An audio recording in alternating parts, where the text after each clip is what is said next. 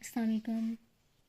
जैसे कि जो हमारा प्रीवियस लेक्चर था जिसमें हमने डिस्कस किया था प्रेजेंट परफेक्ट टेंस को। टेंसेस हम क्योंकि पढ़ रहे हैं, प्रेजेंट इंडेफिनिट हमने कर लिया है, प्रेजेंट कंटिन्यूस भी हमने कर लिया है और प्रेजेंट परफेक्ट भी कर लिया है। तो आज जो हमारा टॉपिक है वो है प्रेजेंट परफेक्ट कंटिन्यूस टेंस, जिसमें हम जो है वो उसके सारे केसेस को डिस्कस करेंगे, सेंटेंस स्ट्रक्चर को डिस्कस करेंगे, नेगेटिव एंड इंट्रोगेटिव फॉर्म में इसको डिस्कस करेंगे।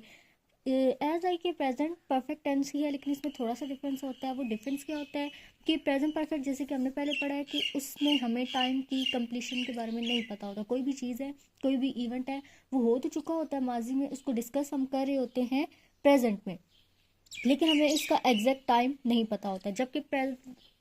जबकि प्रेजेंट परफेक्ट कंटिन्यूस में क्या होता है कि हमें एग्जैक्ट टाइम पता होता है, हमें पता होता है कि वो वक्त किस वक्त जो है वो इवेंट हुआ है। तो इसको डिस्कस करते हैं। प्रेजेंट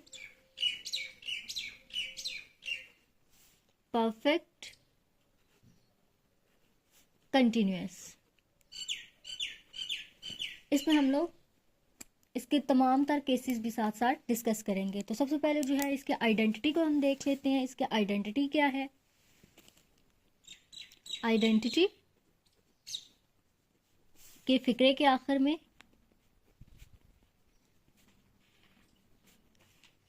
रहा है, रही है, रहे हैं आता है। अब सवाल यहाँ पे ये पैदा होता है कि जो सिंपल कंटिन्यूअस होता है उसमें भी रहा है, रही है, रहे है ही आता है। तो हम कैसे आइडेंटिफाई कर पाएंगे कि ये हमारे पास जो है वो प्रेजेंट परफेक्ट है या प्रेजेंट कंटिन्यूअस टेंस है? तो ये हमें पता चलेगा टाइम की एग्जैक्शंस के लिहाज से कि जो कंटिन्यूअस होता है उसमें जैसे बता रहे होते हैं कि जो हमारा काम है वो इन प्रोसेस है, वो हो रहा है। जबकि परफेक्ट में हमें काम की कंप्लीशन बताई जाती है, लेकिन काम की कंप्लीशन के साथ साथ हमें एग्जैक्ट टाइम का भी इसमें इन्वॉल्वमेंट होती है, एग्जैक्ट टाइम हमें बता दिया जाता है। अब जैसे कि प्रेजेंट परफेक्ट कंटिन्यूअस बता चुकी हूँ कि क्या होता है कि इसमें हम जो है वो माजी में शुरू होने वाले अमल को बयान करते हैं जो अभी तक जारी है या अभी खत्म हुआ है, या तो वो जारी है या अभी खत्म हुआ है। रिसेंटली जो है वो उसको हमने अभी डिस्कस किया है। अब या तो इसमें जो है वो अमल हो चुका होता है या इसमें अमल हो रहा होता है, लेकिन विद एग्जैक्ट टाइम के साथ। सेंटेंस स्ट्रक्चर इसका हम देखते हैं क्या बनता है। सब्जेक्ट जो कि काम करने वाला होता है प्लस हेल्पिंग वर्ब। और हेल्पिंग वर्ब कौन सा यूज होता है? हैज या have plus been plus verb की मेन वर्ब की first form plus ING plus object plus since या फॉर का यहाँ पे यूज होता है। अब यहाँ पे क्या होता है कि सिंस फॉर ही हमें बताता है कि जो हमारा सेंटेंस है वो कंटिन्यूस है या सिंपल कंटिन्यूस है। इसमें जो है अब हम एग्जांपल इसकी एक ले लेते हैं।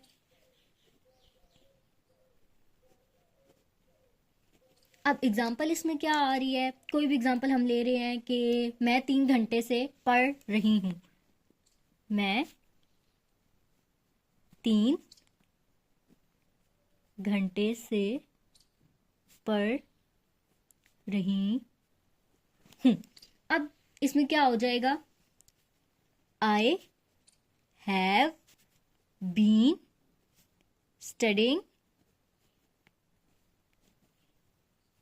फॉर 3 hours, कि मैं 3 घंटे से पढ़ रही हूँ। और भी इसमें एग्जाम्पल आ सकती हैं, काफ़ी इसमें जो है एग्जाम्पल इन्वॉल्व होती हैं। अब इसमें और कुछ जो है वो केसेस इन्वॉल्व हो सकते हैं कि हम कैसे पहचान सकते हैं कि प्रेजेंट इंडेफिनेट ये प्रेजेंट परफेक्ट कंटिन्यूस है। तो इसमें हम क्या होता है, फिक्रे में ऑलरेडी का इस्तेमाल भी होता है, फिर इसमें जस्ट का यूज होता है जो सेंटेंस हमारा होता है स्ट्रक्चर, येट का यूज होता है, एवर का होता है, सिंस या फॉर का होता है। ये सारी कंडीशन अगर इन्वॉल्व हो रही हो ना, तो इसमें क्या हमें पता चल जाता है कि हमारा प्रेजेंट परफेक्ट कंटिन्यूस का टेंस है। अब हम जो है वो इसकी कुछ कंडीशंस को पढ़ लेते हैं। पहली कंडीशन क्या होती है कि पास्ट में जो इवेंट शुरू होता है उसको हम डिस्कस करते हैं, लेकिन वो कंप्लीट नहीं हुआ होता, वो अभी तक क्या होता है, वो जारी होता है, वो इवेंट अभी भी कंप्लीट नहीं हुआ होता। अब इसमें एग्जांपल हम क्या ले सकते हैं, कोई भी एग्जांपल ले सकते हैं कि जैसे कि वो 10 साल से कराची में रह रहे हैं। अब वो 10 साल से कराची में रह रहे हैं, 10 साल पहले वो शिफ्ट हुए हैं कराची और अब तक वहां पे कंटिन्यूस है। तो क्या बनेगा इसका फिक्रा? They have been living in Karachi for 10 years। अब आपके माइंड में ये क्वेश्चन आएगा, फॉर कहाँ पे लगेगा और सिंस कहाँ पे लगेगा। तो इसकी भी एक आसान सी ट्रिक है कि सिंस जो है वो हम तब लगाते हैं जब हमें एग्जैक्ट टाइम पता हो, जब हमें पता हो कि इतने बजे या इस दिन जो है ये काम हमारा कंप्लीट हुआ है, तब हम किसका इस्तेमाल करते हैं, सिंस का इस्तेमाल करते हैं। फॉर का इस्तेमाल हम तब करते हैं कि जब हमें सिर्फ टाइम की हिंट दी हुई हो, जस्ट हिंट बताई हुई हो, एक क्लू हमें दिया हुआ हो कि ये काम इतने सालों से शुरू हो रहा है। अब यहीं पे एग्जांपल ले लेते हैं कि वो जो है वो 10 सालों से कराची में रह रहा है, तो अब कौन से 10 साल ये हमें नहीं पता, हमें जस्ट हिंट दी हुई है कि वो 10 साल से कराची में रह रहा है। दूसरी इसकी कंडीशन क्या होती है कि हाल ही में खत्म हुआ अमल होता है, लेकिन उसका असर जो होता है वो अभी तक दिखाई दे रहा होता है। पहली कंडीशन क्या होती है कि माजी में जो है वो काम शुरू हुआ होता है और हाल में अभी उसका असर होता है। सेकंड कंडीशन क्या होती है कि हाल में खत्म हुआ होता है काम, लेकिन वो अभी तक जो है उसका असर हमारे पास अभी तक है। जैसे इसमें हम एग्जाम्पल ले सकते हैं, मैं दौड़ रहा था इसलिए मैं थक गया हूँ, कि मैं दौड़ रहा था पास के इवेंट बता रहे हैं और प्रेजेंट में उसका अफेक्ट बता रहे हैं कि अभी तक मेरे ऊपर जो है उसकी थकन बाकी है। तो इसमें क्या होगा, I have been running so I am tight, कि मैं दौड़ रहा था जिसकी वजह से मैं थक गया हूं। और जो थर्ड इसका केस है, तो थर्ड इसका केस हमारे पास क्या आ जाता है कि बार बार होने वाला अमल, कि जो एक्शन जो है वो रिपीट हो रहा है, रिपीटेशन ऑफ सम एक्शंस को जो है हम इसमें डिस्कस आउट करते हैं। जैसे हम हर हफ्ते मिलते रहे हैं, हम हर हफ्ते मिलते रहे हैं, तो यहाँ पे क्या होगा, we have been meeting every week. ठीक है, अब यहाँ पे मैंने आपको पहले बताया था कुछ जो है इसमें ऑलरेडी, जस्ट, गेट का भी इस्तेमाल होगा, फिर इसमें सिंस फॉर या इस चीज़ों का भी इस्तेमाल होगा। जरूरी नहीं है कि हर फिक्रे में ही सिंस फॉर लगे, बल्कि ये क्या शो आउट हो रहा होता है ये हमें पता चल रहा होता है। जो हमारी कंडीशंस होती हैं उनके लिहाज से भी हमारे टेंसेस चेंज हो जाते हैं। अब जो सिंस के अल्फाज है वो मैं आपको पहले ही बता चुकी हूँ कि मखसूस वक्त के लिए यूज़ होते हैं, जैसे since Monday, since 1919, since morning, इस चीज़ के लिए। जबकि फॉर का वक्त जो होता है वो मुद्दत के लिए होता है, कि जिसमें for a long time, journey के लिए होता है, जिसमें हम लोग कह रहे होते हैं for 3 hours, for 2 days, for a long time. तो ये सारा इसमें क्या होता है, डिस्कस हो रहा होता है। आगे भी मैं आपको बता चुकी हूँ कि इसमें क्या होता है, पहचान इसकी अगर हम कर लें, इंग्लिश में अगर हमने इसकी जो है आइडेंटिफिकेशन करनी हो तो क्या होता है, उस फिक्रे में सिंस यूज हो रहा होता है, फॉर यूज हो रहा होता है, ऑल यूज हो रहा होता है, बीन का इस्तेमाल होता है, वो तो ऑलरेडी आप लोग को पता होगा कि इसमें बीन का इस्तेमाल होता है। फिर कुछ जो है वो ट्रिक्स होती हैं, और डेज, वीक्स, इन सब का इसमें जो है यूजेज हो रहा होता है, जिससे हमें ये पता चल जाता है कि ये हमारा कंटिन्यूस है या हमारा सिंपल कंटिन्यूस है। अब अगर हम इसकी जो है वो नेगेटिव की बात करें, तो नेगेटिव में इसका स्ट्रक्चर क्या होगा, परफेक्ट टेंस चाहे प्रेजेंट का है, पास्ट का है या फ्यूचर का है, तीनों जो है वो बहुत ज्यादा, परफेक्ट कंटिन्यूअस बहुत ज्यादा कॉम्प्लिकेटेड है। सबसे कॉम्प्लिकेटेड जो है वो इनका सेंटेंस स्ट्रक्चर होता है। तो सबसे पहले इसको डिस्कस कर लेते हैं। नेगेटिव फॉर्म में इसका क्या होगा, सब्जेक्ट प्लस हेल्पिंग वर्ब जो कि हैज और हैव है, plus not, plus been, plus main verb की first form, plus ING, plus object, plus since और फॉर।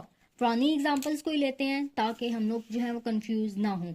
अब पीछे हमने एग्जाम्पल क्या ली थी, मैं 3 घंटे से पढ़ रही हूँ, तो यहाँ पे हम लेते हैं एग्जाम्पल, मैं 3 घंटे से पढ़ नहीं रही हूँ। तो क्या होगा इसका, I have not been studying for 3 hours।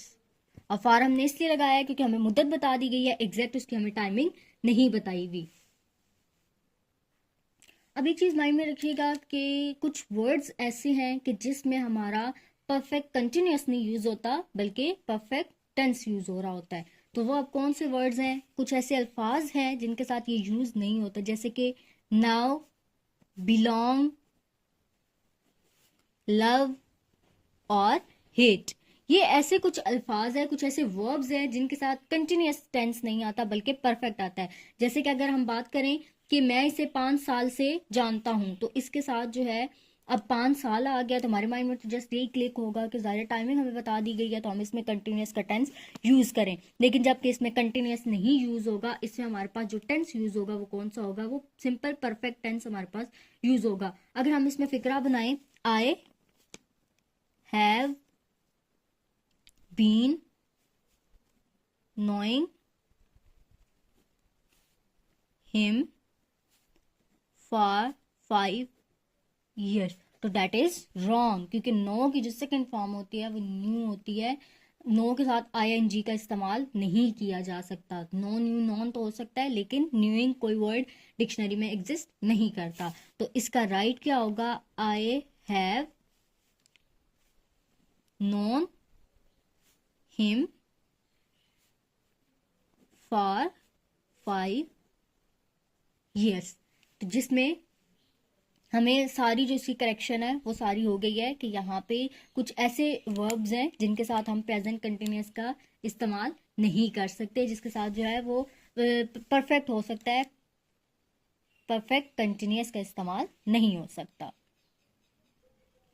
अब जो प्रेजेंट हमारे पास परफेक्ट टेंस होता है वो मनफी सूरत हाल के लिए भी इस्तेमाल होता है, वो आर्जी सूरत हाल के लिए भी होता है, वो पास्ट के इवेंट का असर प्रेजेंट में बताने के लिए भी होता है। लेकिन जो कुछ केसेस ऐसे हैं कि जैसे कि हमारा अमल तो पास्ट में हो चुका होता है लेकिन उसका हमें सिर्फ रिजल्ट आना होता है। कोई भी हम फॉर एग्जाम्पल हम पेपर दे चुके हैं या हम जो है वो किसी को रीजन बता रहे हैं या अपनी एक कोई वजह बता रहे हैं, तो उसके लिए भी हमारे पास प्रेजेंट परफेक्ट यूज होगा, कंटिन्यूअस प्रेजेंट परफेक्ट कंटिन्यूअस का इस्तेमाल नहीं होगा। जैसे कि मैंने किताब पढ़ ली है, तो I have read the book, इसमें जो है I have been reading the book जो है इसमें ये चीज इन्वॉल्व नहीं होगी, क्योंकि हम लोग यहाँ पे रिजल्ट को सिर्फ शो आउट कर रहे हैं, हम लोग यहाँ पे प्रॉपर नहीं बता रहे कोई भी एक्शन के। तो होप सो आप लोग को ये समझ आ गई हो। हमने जो प्रेजेंट परफेक्ट कंटिन्यूअस को जो है सिंपल वे से डिस्कस आउट किया, कोई इसमें कॉम्प्लिकेशन हमने नहीं क्रिएट की। पहले हमने जो है उसकी सिंपल फॉर्म को डिस्कस किया, फिर कुछ केसेस को डिस्कस किया, इसकी नेगेटिव फॉर्म को डिस्कस किया। अब आपका जो है वो टारगेट ये है कि आपने इसको इंट्रोगेटिव फॉर्म में डिस्कस करना है, इंट्रोगेटिव फॉर्म में इसका बनाना है। इंट्रोगेटिव फॉर्म में सिंपल क्या होगा कि जो हेल्पिंग वर्ब है वो पहले आ जाता है, बाकी एज सच इसका सारा सेम होता है। Thank you for watching.